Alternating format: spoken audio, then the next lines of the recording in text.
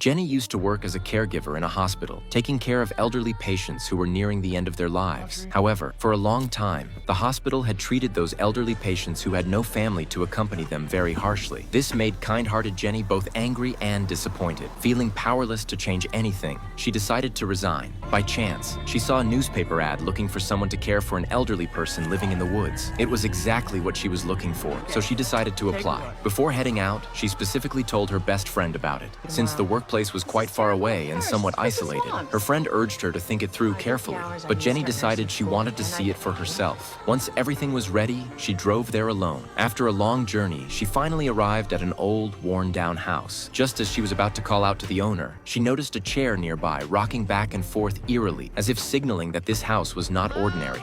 Seeing no one respond, Jenny went straight inside. The moment she stepped in, she was startled by a vintage statue. Once she calmed down, she began looking around and eventually saw an elderly woman in the backyard trimming a man's hair. At the same time, another man's voice came from behind. He was holding a stack of documents and directly asked Jenny if she had come for the interview. Through their conversation, Jenny learned that the man's name was Jamie.